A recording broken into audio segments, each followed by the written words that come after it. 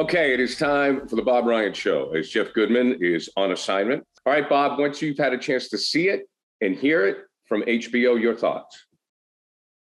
I can't refute his assertion that he has heard bad things in Boston.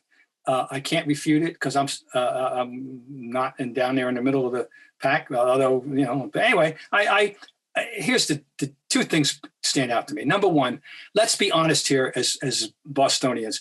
We will never. No one. I will not live long enough.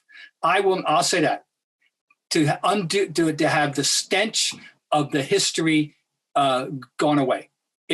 We are burdened by it. We are trapped by it. We are imprisoned by it. We can't get out from under it. I am talking about the national publicity attached to the busing situation in the 70s, the picture that will forever be out there, the video of Theodore Landsmark getting this flagpole smashed in his face, and the knowledge that people have, which is easy to educate themselves by his own books of Bill Russell's initial treatment in Boston going way back when he wanted to buy a house in Reading, Massachusetts, okay?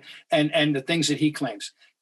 It's there. It's a part of the history. We can't get out from under it. People associate Boston with that stuff. There's nothing we can do about it. We can't erase it.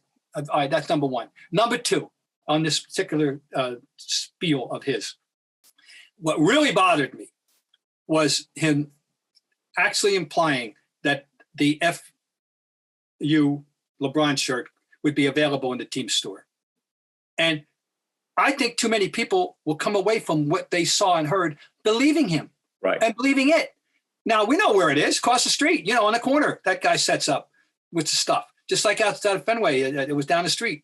But when Jeter was in his prime, okay. But people are going to believe it, Gary. They're going to believe it. And that bothers me. And that is not only irresponsible, that is disgraceful. That is despicable what you've done there at LeBron. And I speak it as someone who harbors no general resentment toward LeBron. I love him as a player, and I think people have misjudged him completely around here and in many places on the basis of stupid things like the decision and all. When's he ever been in the wrong part of the newspaper? You tell me. Oh, he hasn't. Bob, you're absolutely right. You're right. I mean, the guy, he's been the perfect star for the NBA other than the decision. Yeah. So, I mean, I don't get what the objection. I don't get it. When you watch him play, he's all about team. I keep going back to the documentary was done when he was at St. Vincent St. Mary. Right. The movie. I forget the name of it. When We Were Kings or something. What it was. Okay. I came away so impressed with the way he handled himself with his buddies. Everyone knew he was the king. In high school, he was the star. They won 3 out of 4 championships, and the whole story was about how they lost it as juniors and they wanted to have a redemptive senior year and all that. But everybody knew. But he was all about his buddies. He wanted to win this championship with those particular guys, some of whom he had known since 5th grade. And that was sincere. I don't doubt that for one second. He's always been about team. Okay, and when he's out on the floor, and the greatest criticism of him ever launched, and I was one of the ones that didn't want to believe it at first, but when they lost to the Mavericks in 11, he shirked away from he didn't want the ball. He didn't want to take the responsibility of being the best player on the floor, and that was a catharsis. The year before, he basically quit against the Celtics. I was there for it, and I saw it. Okay, that catharsis was the 11 finals. Since then, the guy has known how to calibrate his immense gifts with being a proper teammate. And that's a very difficult line to walk when you have the kind of skills that the LeBron Jameses and the Michael Jordans and the Kobe Bryants and those people of the world have. And so that's all. I'm not anti-LeBron at all, but I'm very upset with this where he's left this one. LeBron, please come out and say, hey, I was only kidding. I know damn well the Celtics had nothing to do with it themselves. But he left the impression with people that they do. And that is really bad. Bob, is it different if a player plays in Boston as opposed to playing here on the road?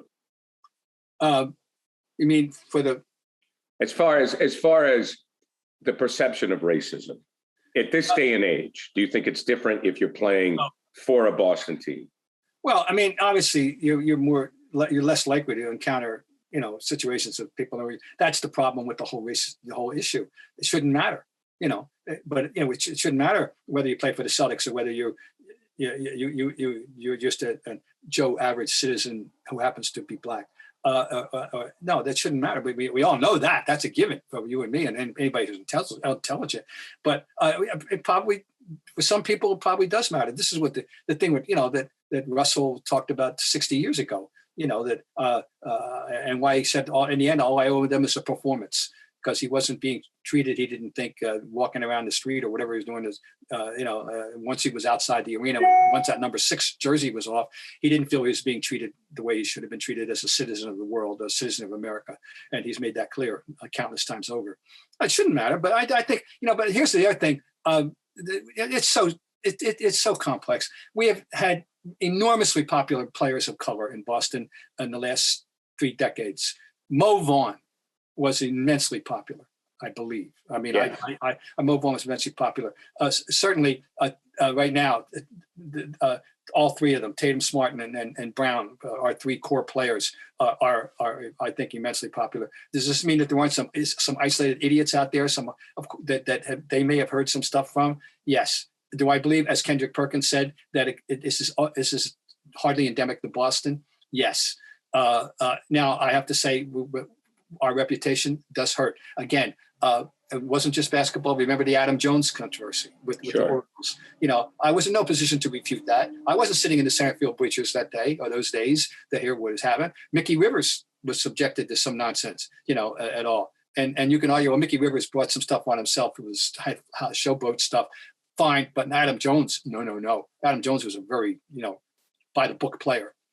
So anyway, we all know that there are isolated people, and it isn't just Boston at all. But I can't say that it doesn't happen here. I can't refute that LeBron's heard stuff. Okay, continuing with LeBron, because I found this very interesting. For the first time since 2011, he played in the Drew, which is, a summer league superstar, or I should say NBA sort of summer league. And I was wondering if LeBron, after this season where the Lakers weren't really in the mix and it was Steph Curry's year and it was about the Warriors, it was about Tatum and the Celtics, is LeBron kind of saying, hey, everybody, don't forget about me? Very good thought. I hadn't framed it that way, but when you mention it, it's very possible, because the dialogue, during the season, and Durant's the best player, now maybe somebody was saying, and of course, Steph was the darling of the postseason this year. And of course, we're going to get to him in general at the package, is unique. And that's very possible that LeBron was saying, hey guys, I'm still the king, and historically, I'll be right there. The endless debate is who's the greatest, he or Michael. And that's a fair debate. I hope he comes back strong this season. I don't know what his future is with the Lakers. I think that it hasn't gone according to plan, obviously. No. But I think just the playoffs are better with LeBron, and there's room for it. If you have LeBron and the Freak and Steph and Tatum and Jalen, it's just better. I hope he's in the playoffs next season. Of course, just like any sport, you want your stars on showcase for these big moments, and he still is the most recognizable name. And if you were going to play a Q thing with the Joe Average Joe Average person, and say, name me a movie star, right now. And, I don't know, I'd say Denzel Washington. I'd say, Brad Pitt, even though he hadn't made a significant movie in a while. But name me a football player, right now. And it would be, I don't know, Aaron Rodgers probably today, but it still would be Tom Brady. No, it'd be Tom Brady. Tom Brady would be the football player, Okay, but who are getting, name me a basketball player. It would be LeBron. Yeah, it's always LeBron. Still for people. Now, it's still Steph LeBron. We're going to get to Steph. Steph is got his own niche. Okay. I am rooting for James Harden because I like the way, I've told you this before, I like the way he arrived at the Nets. I thought he was a pass-first guy. He has led the league in assists one season with Houston. He's taking less money. He's reworking the deal 2 years at $68 million. I want the Sixers to be good. I do. I want him to be in shape. I want him to dish the ball. I like the Sixers. I like Doc. I want the East to be as competitive as ever. Do you think Harden bounces back? I've been conflicted in general terms about him, in terms of embracing him totally. I can't refute the accomplishments. I can't, and I don't know, at all. I didn't like the dribble, taking up 19 seconds out of the 24 when it was at its worst. He's gotten over that to a degree, and showing the world he can be a point, he can distribute, the way you'd like a guy with that wearing that role to have. Now, if Simmons comes back, he won't have to do that, right. And we'll see, all right, but. I wasn't crazy about the way you got the Philly, but I'm with you about, I want Philly to be good. I want that rivalry always to flourish. I want to be looking forward to 76er games. Okay. That's the way, that's all I've known since I came to Boston in 1964, and in 1965, Wilt gets traded back from San Francisco when that rivalry is rekindled, and it had never let up, right up to a couple of years ago. And I want them in the mix too. I want Philly. And of course I hate rooting against Doc though. That's a problem for me. I can't, anyway, but I want Philly in there. And I also want the Knicks to be good. I think it's important. It's important for the league to have the Knicks to be good. I want to be able to hate the Knicks again. You can't hate them. You pity them. So anyway, that's another story. Harden, what he's done, I have to take it at face value. Although we have to talk about the money in a minute, but, if it's true that he's doing this so they can have more money to spend, to bolster the roster, and he's foregoing this X $1 million this year, and he's going to settle for $19 million the next 2 years, or 39. I mean, that's 68, 39. Excuse me. I'm sorry. Yeah, I feel sorry for him. But that's admirable, I guess, to a degree. Let me just say this about the money. We've all lived with this as we've seen the increments grow. I remember, and here we go. The granddad's getting on the soapbox. On the soapbox. Here we go. I'm mounting the soapbox. And just for historical purposes, I'm not lamenting it. But, I remember when in baseball, then that Pete Rose became the first $100,000 singles hitter, quote unquote. I remember all the milestones in basketball. The first $1 million player was Moses Malone, by the way. And now, so you and me and everybody listening, for the most part, we think in terms of tens, 20s, maybe hundreds as important money in our life. And 1,000 is, wow, that's something, wow, we're talking millions for these people. Oh, sure, yeah. We're going millions and millions and millions of dollars to rewrite a contract. They would have got, and for now, in the end, how much is enough is always the great question that we always ask with all these people, right? Whether it's them or CEOs. I just saw a thing where CEOs last year were making 325 times more than the average wage earner. 300. Right. I'll repeat that. 300. That's a society going awry. That's a topic that you and I aren't prepared to discuss fully here. But, no, at least I am not. But anyway, it's wow.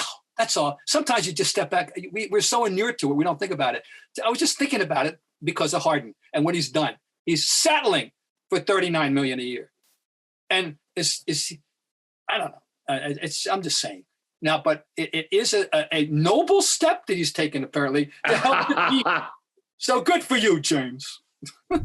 Our next partner has a product I use literally every day. This episode of the Bob, Ryan, and Jeff Goodman podcast is brought to you by Athletic Greens. So I started taking AG1 because I wanted a well-balanced diet and I wanted something to improve my everyday lifestyle. I didn't have the time. Wanted better gut health, more energy, optimized immune system, hated taking pills, vitamins. I wanted a supplement that actually tastes great. Wanted to see what the hype was about. All right, I know what you guys are probably guessing. What is this stuff, right? Well, with one delicious scoop of AG1, you're absorbing 75 high-quality vitamins, minerals, whole food source ingredients, probiotics, and adaptogens to help start your day right. This special blend of ingredients supports your gut health, your nervous system, your immune system, your energy, recovery, focus, and aging. All the things. An extra dose of energy is always something that can help me get through my day. And what's great about AG1 is that it's lifestyle friendly. It contains less than 1 gram of sugar, no GMOs, no nasty chemicals or artificial anything, while still tasting good. Support better sleep quality and recovery. It costs you less than $3 a day. You're investing in your health, and it's cheaper than that cold brew habit. Tons of people take some kind of multivitamin, and it's important to choose one with high quality ingredients that your body will actually absorb. Athletic Greens was created when the founder experienced a ton of gut health issues and ended up on a complicated supplement routine to recover. It cost him $100 a day. He created Athletic Greens after experiencing how difficult it was to create an optimal nutrition routine on your own. Athletic Greens has over 7,000 5-star reviews and is recommended by professional athletes. Right now is the time to reclaim your health and arm your immune system with convenient daily nutrition. It's just 1 scoop in a cup of water every day. That's it. No need for a million different pills and supplements to look out for your health. Right now, it's time to reclaim your health and arm your immune system with convenient daily nutrition. It's just 1 scoop in a cup of water every day. That's it. No need for a million different pills and supplements to look out for your health. To make it easy, Athletic Greens is going to give you a free 1-year supply of immune-supporting vitamin D and 5 free travel packs with your first purchase. All you have to do is visit athleticgreens.com/hoops. Again, that's athleticgreens.com/hoops to take ownership over your health and pick up the ultimate daily nutritional insurance. That's athleticgreens.com/hoops. Steph Curry was terrific at the ESPYs, and I'm not a big ESPY guy. You know, I'll watch the highlights, but I'm not sitting there watching. I mean, marketing wise and content wise, it was a brilliant move by ESPN because there's nothing on. It's the perfect time, and the athletes love it, and it seems that fans love it now. But I was wondering if you can recall anybody as engaging and as relaxed as an MC as Steph Curry. I mean, he was predictably charming. And very charming. Predictably charming, because that's the way he's been since he first entered our consciousness in the NBA. I don't say that we knew anything about him personally in Davidson, other than we making shots. But since he's entered the NBA, he has been. Remember, our first social encounter with him was not with him. He was Riley's dad. When he brought that incredibly precociously cute little girl to those press conferences in the early days of the Warriors with this run, and it was all about being Riley's dad. You know, and now it's about him. And Riley's she's probably 11, 12 years old now, whatever. But anyway, he's always been charming. To answer your question, I'll tell you who has a casual ease, and he has done it, and he shows it in his commercials, and that's Peyton. Peyton has that, you know, that oh gee shucks, you know, he can affect that he's actually a real person, regular guy, you know, kind of thing, in a way that TB12 doesn't have it. No, he doesn't have it. I've always thought you'll enjoy this. I always thought that Peyton was Johnny Carson-like. In that, just a regular Midwest kind of. Yeah. I mean, even though Peyton's not from the Midwest, he was in India. I mean, he grew up in New Orleans, but like Carson. Okay. Carson had a charm, had an unease, that Midwestern charm about him, where Peyton has the same thing. Like Peyton is no dummy. We all know that. But he plays up the shucks thing, right? Better than anybody. Look at tell me we don't like he and Eli on those. Oh, yeah. They're awesome. You know, and of course, now people are trying to imitate it, and it ain't going to work. No, it's not going to work. But it isn't working with Kay and A-Rod, you know, and it's not going to work. You know, you need the right people. But anyway, who knew that Eli had that, you know, that rapport? Although I still go back to that one commercial that they did for ESPN when they were walking down the corridor and he kicks him in the ass. The one brother kicks the other. Yeah. You know, every family in America with you know, children of that type, we know that is exactly the way brothers have always been and always will be, you know, in that real. But anyway, I think he's the one that jumps to mind that for me that would be the most comparable. But I thought Steph pulled it off beautifully. By the way, I watched the whole thing. I went to an hour and a half. I said, well, you did better than me. I can't. I went to 9:30 Eastern, and that was it. I can't handle it. Bob, thank you for gracing my hometown of Mexico, Maine. Who knows? I'll see if you made the Rumford Falls Times, which is across the river from Mexico. Yes. I'll see if you made the paper. I don't know. I'll have to check online now. I think we are online. I'll be going back up there in September and in the area, and one last fling at the up there. So, but it was. Thank you. Well, anyway, glad to pay homage to Mexico. Good old Mexico. Our next door neighbors up there are a husband and wife. One's from Mexico. He's from Mexico, and she's from Rumford. So, and that's the Smiths, right? And the Smiths. So yeah, the Smiths. Sure, Dan. Yeah, Dean was a year. I know people watching right now. Only my old baseball coach John Bernard is going to join us. Dean Smith, his younger brother, was a year older than me. They were both great athletes in high school. All right, Bob, always a pleasure.